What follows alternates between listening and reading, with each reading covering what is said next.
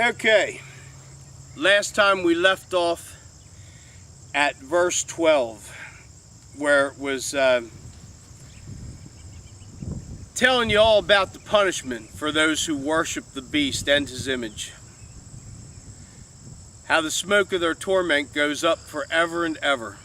Okay? This ain't a temporary thing. Okay? It's not going to be like a slap on the wrist. It's not even going to be like a life sentence here on earth, because at least that ends. You're talking about all eternity. Make sure you're on the right side of this thing. Don't take the mark, and don't worship the beast or his image. You'll know him when you see him. Like I said last time, he'll be a man. Not this man. Not Ronnie. Nope. That's for sure. No. Because we follow the Lamb wherever he goes. That's right. You see? And that's how I know it's neither of us. But you'll know this guy. He'll be a smooth talker, you know, GQ. You know, he'll be all that. Fine, smooth sounding words. But, you know, in his heart, he's a dragon. And he's just waiting to destroy you. And to take over everything. Because of his greed and his power lust. You'll know him if you're part of the elect. You say, well, am I part of the elect? Well, I don't know if you're part of the elect. Accept Jesus Christ as your Savior. You'll be part of the elect. Then you'll know. That's all I got to say, you know? I mean, everybody wants to argue about predestination and free will. Predestination and free will go hand in hand, just like this, okay? You're predestined from before the creation of the earth to be with Christ. Okay?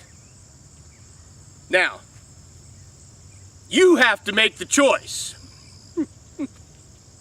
It's just the way it is, people. Okay? God gives you everything, but he asks you one thing, and that's to make a choice. You got to choose because he already chose you. He chose you, now he's asking you to choose. Okay? It's kind of like a marriage agreement. You know, you agree to love each other through sickness and health, you know, richer or poorer, you know, through hell and high water. Through anything that can come along, you agree to stick with each other. He's already agreed to stick with you in that way. He wants you to stick with him in that way. So, get yourself saved, you'll be one of the elect. There you go. Verse 13. Then I heard a voice from heaven say, Write, blessed are the dead who die in the Lord from now on. Yes, says the Spirit, they will rest from their labor, for their deeds will follow them. God ain't forgetting about anything that you do. Anything that you do, no matter how small, to serve him, to worship him, to lead someone else to him. Just to mention his name in the assembly with praise on your lips and with a thankful heart. He's not going to forget none of that. None of it. And there's rewards in heaven for you for all of it. If you're one of the elect, we just talked about that. Come to him. You'll be one of the elect. Stay out, you won't be. Simple as that. That's predestination for you. And listen, I can argue both sides of the argument. Plenty of verses in the Bible to support both sides of that, okay? And the reason is because both sides are true. Do I understand it completely? No. But I understand that every word in here is true. And I do understand how they go together and how you can put it together for yourself if you just open the book. He'll help you put it together. All right. Let's see if we can get this picture here, all right? Harvesting of the earth. Chapter 14. Chapter 14, verse 14. How do you like that? I looked, and there before me was a white cloud, and seated on the cloud was one like a son of man, with a crown of gold on his head and a sharp sickle in his hand. This is a picture of Jesus Christ. Don't let anybody tell you anything else. Then another angel came out of the temple and called in a loud voice to him who was sitting on the cloud. Notice it never calls him an angel. It says there was one seated there like the Son of Man, you know, one like in appearance like the Son of Man. It's a picture of Jesus Christ.